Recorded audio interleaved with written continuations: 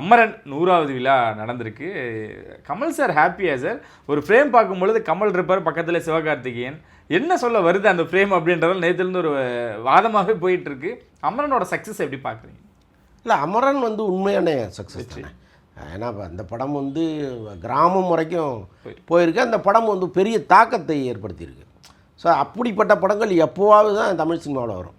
ஒரு படம் ஓடும், ஏன் ஓடுது எதுக்கு ஓடுதுன்னு தெரியாது. இப்போ மகாராஜெல்லாம் ஓடிச்சு, ஒரு பெரிய என்டர்டெய்னிங் படம். அது நல்லா கலகலன்னு உட்காந்து சிரிச்சுட்டு வரலாங்கிற ஒரே காரணத்துக்காக போனாங்க. பட் அமரன் வந்து சென்டிமெண்ட்டான படம், ட்ராஜடி எண்டு. ஸோ இதெல்லாம் பார்த்தும் அந்த படத்தை வந்து ஓட வச்சாங்கன்னா அப்போ அந்த படம் வந்து உணர்வு ரீதியாக அவங்களோட கனெக்ட் ஆனது தான். ஸோ அப்படிப்பட்ட படங்கள் எப்போவாவது தான் வரும். ஸோ அப்படி வந்த படம் தான் அமரன். இந்த படத்தை தயாரித்த வகையில் கமலுக்கும் பெருமை தான். அவர் எங்கேயுமே வந்து இந்த மாதிரி படங்களை பேசிக்கலாக விரும்புகிறவர். அவர் பெரிய நாட்டுப்பற்று கொண்ட படங்களை எடுப்பார்.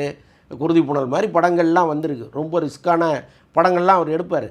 பட் இந்த படம் இது வந்து மதில் மேல் பூனை மாதிரி தான் இருந்தது. ரிலீஸுக்கு முன்னாடி வரைக்கும் இந்த படத்தின் மீது அவங்களுக்கே வந்து ஓடும். ஆனால் ஒரே அடியாக ஓடுங்கிற நம்பிக்கையெல்லாம் இல்லை. ஆனால் அவங்க நம்பிக்கையெல்லாம் தகர்த்துட்டு அது பயங்கரமாக ஓடிச்சு. அதில் கமலுக்கு வந்து நிஜமாகவே ரொம்ப மகிழ்ச்சி. அந்த உற்சாகம் தான் அவர்கிட்ட தெரிஞ்சது. இன்னொன்று, நீங்கள் உடல் ரீதியாக பார்த்தீங்கன்னா அவருக்கு ஒரு ஏஜ் ஆகுது இல்லை.